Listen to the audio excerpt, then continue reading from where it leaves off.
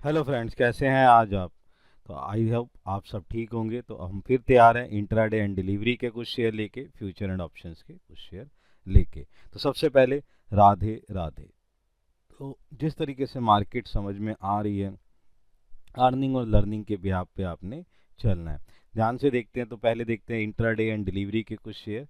Comment करते रहें और जो अपने शेयर हैं उन पर अपनी लॉजिकली ट्रेड करने की कोशिश करें। ज़बरदस्ती कोई share buy and sell out ना करें। तो सबसे पहले हमारे पास शेयर आ रहा है जुपिटर का। जुपिटर का प्राइस है 626। इस पे हम एक नज़र बना लेते हैं और देखने की कोशिश करते हैं ना। अगर हम ध्यान से देखें, टेक्निकली बहुत ही ज़बरदस्त तरीके से डाउन पोजीशंस पे है। 13 ईएमआई की पोजीशंस ये डाउन नज़र आ रही है।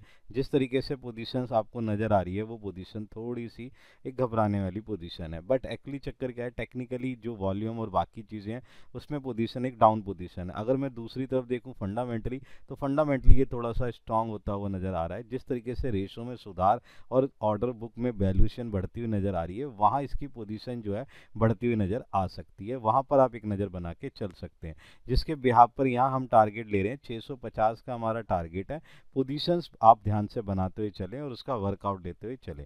नेक्स्ट हमारे पास जो इसका स्टॉप लॉस रहेगा वो स्टॉप लॉस रहेगा 629 का। डिप की पोजीशंस को देखते हुए नजर आ सकती है। नेक्स्ट अगर हम ध्यान से देखें तो गो डिजिट का हम देखते हैं। गो डिजिट है, गो डिजिट का प्राइस जो चल रहा है वो प्राइस 334 है। इस पे एक नज़र बना के चलते हैं। टेक्निकली चार्ट अगर आप ध्यान से देखें तो कंसोलिडेट पोजीशन 13 ईएमआई के नीचे सपोर्ट लेता हुआ आपका इंडिकेटर के बिहाफ पे जिस तरीके से पोजीशन है, इंपॉर्टेंट लेवल हमारा जो 321 है। वॉल्यूम थोड़ा सा डिप है, बेरिश लेवल पे चल रहा है, थोड़ा सा टेक्निकली कमजोर नजर आ रहा है। लेकिन दूसरी तरफ फंडामेंटली देखें तो बैलेंस शीट के अंदर एक जबरदस्त तरीके से एसेट्स में चेंज होता हुआ नजर आया है। दूसरा उसके सेल एंड रिवेन्यू में जो चेंजेस हैं बाकी उसके इम्पैक्ट पे नजर आया है। जिसके बिहाफ पर जो एक बड़ी ब्रोकरेज हाउस है उन्होंने इसके ऊपर जो है प्राइजेस बढ़ाने की कोशिश करी है, अपना लक्ष्य बढ़ा दिया है। जिसके बिहाफ पर यहाँ पर क्या है कि वो सेल रिवेन्यूज जो है उसके बिहाफ पर मैं कह सकता हूँ कि थोड़ा सा फंडामेंटली ये हल्का सा स्ट्रांग नज़र आ रहा है। जिस तरीके से इसके अंदर बिकवाली का माहौल था वो थोड़ा सा बढ़ता हुआ नज़र आ सकता है और खरीदारी यहाँ पे मिलती हुई नज़र आ सकती है। जिसके बिहाफ पर में हम टारगेट ले रहे हैं 345 का टारगेट है जो आसानी से अचीव करता हुआ नज़र आ सकता है। उसकी पोजीशन एज पर फंडामेंटली हम देखने की कोशिश करते हैं। अगर ध्यान से देखें तो स्टॉप लॉस उसका 330 रहेगा, एक्शन बाय का रहेगा। इस पे आप एक पोजीशन बना के चल सकते हैं और देखते हैं, वर्कआउट करने की कोशिश करते हैं। नेक्स्ट हमारे पास क्या है, हमारे पास नेक्स्ट है जैक्सन पाल फार्मा का। यहाँ पर ध्यान से देखिए, इसका जो प्राइस है वो 382 है। इस पे एक नज़र बना के देखते हैं। तो नाउ देखें ध्यान से, एक नया शेयर है आपके लिए। लेकिन आप अगर ध्यान से देखें तो इसकी पोजीशंस क्या है कि 2 दिन से एक बहुत अच्छा हाइक पोजीशन बना है, खरीदारी बहुत अच्छी है, बुलिश लेवल पे चलता हुआ नजर आ रहा है। टेक्निकली एक स्ट्रॉन्ग पोजीशंस है और अपना 393 इसने कल का हाई भी लेने की कोशिश करी। पोजीशंस ये बेटर लेके चल रहा है। यहाँ पर मैं आपको इसी बिहाफ पर बताने की कोशिश कर रहा हूँ जिस तरीके से इसकी फंडामेंटली में मुझे चेंजेस लगी है और जिस तरीके से यहाँ पर एक डिजिटली जो वर्कआउट करता हुआ नजर आया है, वहाँ पर एक बहुत अच्छा वर्कआउट है। इसका एक एग्रीमेंट था, वो एग्रीमेंट पूरा होता हुआ नजर आया है। जिस पे बिहाफ पे मैं कह सकता हूँ ये थोड़ा वर्कआउट करता हुआ नजर आएगा। हम यहाँ पे जो टारगेट ले रहे हैं, बड़ा टारगेट मैं ले रहा हूँ, 424 का टारगेट है। अगर ध्यान से देखें तो ये डिलीवरी की पोजीशंस पे भी आपको नजर आ सकता है। लेकिन हाँ, पोजीशन जिस तरीके से नजर आ रहा है वो पोजीशन वहाँ पे पोजीशन दिखती हुई नजर आ रही है कि हाँ ये एक अच्छा अचीवमेंट ले सकता है। डिप पे इस पे और बाय पोजीशंस करें और जिस तरीके से वर्कआउट करता हुआ नजर आ रहा है ये वर्कआउट पोजीशंस में बदलता हुआ भी नजर आ सकता है। स्टॉप लॉस के लिए हमने 367 का स्टॉप लॉस लिया है। एक्शन जो हमारा रहेगा बाय का रहेगा। इस पे भी आप एक नज़र बना के चल सकते हैं। नेक्स्ट जो है हमारे पास है मैनकाइंड फार्मा। ये मैनकाइंड फार्मा आज बहुत ही इंपॉर्टेंट काम कर सकता है। 2144 के प्राइस पर हम पोजीशंस लेके चल रहे हैं और जिस पोजीशंस के ब्याप पर मैं देख रहा हूँ टेक्निकली चार्ट बहुत अच्छा पोजीशंस नज़र आ रहा है। जिस तरीके से वर्कआउट है कल के दिन पे, जिस तरीके से इसके अंदर खरीदारी नज़र आई है, 2 दिन के बाद जो इस पोजीशंस में जो चीज़ पोजीशन बदलती है वहाँ नज़र आया है। और ये एज पर इंडिकेटर भी बुलिश लेवल पे चलता हुआ नज़र आ रहा है। 13 ईएमआई के ऊपर इसने क्लोजिंग दी है जिसका वर्कआउट हमें नज़र नज़र आता है। फंडामेंटली देखें तो रेशियोज़ के साथ साथ बाकी चीज़ें जैसे फंड फ्लो है उसमें वर्कआउट करता हुआ आरओसी के अंदर एक चेंजेस आया है, जो एक चेंजेस हमें बताने की कोशिश कर रहा है कि यहाँ पर एक डिजास्टर चेंज के हिसाब से वर्कआउट होता तो चल सकता है। दूसरी चीज़ मैं अगर यहाँ पे बताने की कोशिश करूँ, यहाँ पर एक लाइबिलिटी है, वो लाइबिलिटी इन्होंने कम करने की कोशिश करी है, यानी कि कैश को सही तरीके से यूटिलाइज करने की कोशिश कर रहे हैं। जिस तरीके से कैश का यूटिलाइजेशन हो रहा है और जहाँ पर मुझे लगा है कि यहाँ पर एक बहुत बड़ा ऑर्डर था, वो ऑर्डर फुलफिल होता हुआ नजर आ रहा है, एक एग्रीमेंट भी फुलफिल होते हुए नजर आ रहा है, जिसके बिहाफ पर यहाँ पर आप क्या कर सकते हैं, खरीदारी। और यहाँ पर मैं 2250 का एक अच्छा टारगेट लेके चल रहा हूँ, ध्यान से पोजीशन लेके चलिए। डिप के लिए 2100 का हम स्टॉप लॉस लेंगे, एक्शन हमारा क्या रहेगा, बाय का रहेगा। इस पे भी आप एक नज़र बना के चल सकते हैं। नेक्स्ट है हमारे पास मोतीलाल ओसवाल का, इसका जो प्राइस है वो क्या है 577 का है। इस पे एक नज़र बना के देखते हैं। अगर हम ध्यान से देखें तो टेक्निकली चार्ट के अंदर जिस तरीके से positions dip by dip positions बनती हुई जा रही है, जिस तरीके से वर्कआउट करता जा रहा है, हैमर पोजीशंस के बाद इसने एक बहुत अच्छा पोजीशंस बनाया है और सही तरीके से कंफर्मेशन और पोजीशंस बनाने की कोशिश करी है। टेक्निकली चार्ट इंडिकेटर पोजीशंस पे भी उसी तरीके से बढ़ता हुआ नजर आ रहा है। जिस तरीके से बढ़ता हुआ नजर आ रहा है वहीं पोजीशंस जो है हमें एक बेस्ट पोजीशंस के ऊपर नजर आती हुई नजर आ रही है।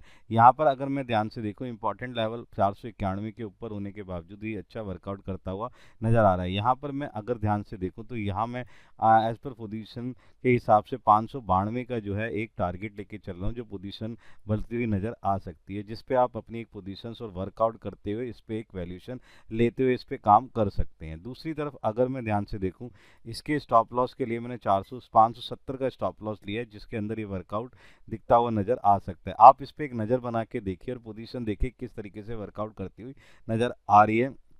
ये एक अच्छा रिजल्ट के बाद अच्छा रिजल्ट दिया है, जिस तरीके से रिजल्ट के ब्याह पे बेनिफिट मिलता है उसका थोड़ा सा बेनिफिट मिलता हुआ इस पे नज़र आ सकता है।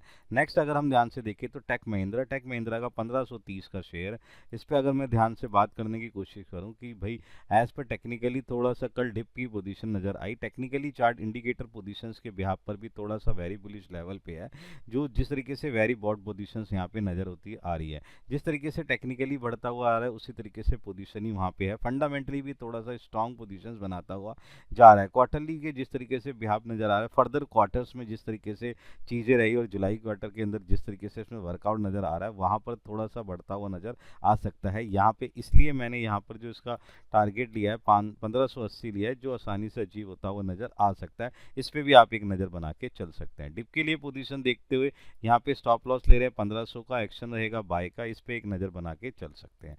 नेक्स्ट हमारे पास जो शेयर है वो शेयर है महानगर गैस का। इस पे अगर हम ध्यान से देखें तो यहाँ पर जो प्राइस है वो क्या है, यहाँ पर प्राइस है 1752। इस पे पोजीशन देखते हैं कि किस तरीके से वर्कआउट होता है। टेक्निकली चार्ट के अंदर ध्यान से देखें तो कंसोलिडेट पोजीशन है, 13 EMI के ऊपर पोजीशन बनाता है और जिस तरीके से इंडिकेटर पोजीशंस बढ़ती हुई नजर आ रही है वो भी एक तरीके से बुलिश लेवल के ऊपर नजर आ रही है। यहाँ पर 2 से 3 चीज़ें ध्यान से देखनी है कि कल जिस तरीके से बिकवाली का पोजीशन था इंडिकेटर में, थोड़ा सा बिकवाली यहाँ पर नजर आई है, लेकिन दूसरी तरफ फंडामेंटली जो जिस तरीके से नजर आया, कैश फ्लो स्टेटमेंट में भी मैंने देखा कि वहाँ पर चेंजेस आए, इनकम स्टेटमेंट में भी कुछ चेंजेस में मैंने देखा, सेल रिवेन्यू फ्रॉम ऑपरेशन बढ़ता हुआ जिस तरीके से नजर आया, उस तरीके की पोजीशंस के बिहाफ पर यहाँ पर टेलीकॉम के हिसाब से जो चीज़ें चल रही हैं और जिस तरीके से वर्कआउट नज़र आ रहा है, वहाँ पर ये चीज़ें आपको दिखती हुई नज़र आएगी। इसका जो हम टारगेट ले रहे हैं 1850 का टारगेट है और स्टॉप लॉस के लिए हमने यहाँ पर जो लिया है वो 1740 का स्टॉप लॉस रहेगा, एक्शन हमारा बाय का बना रहेगा। इस पे ध्यान रखिए।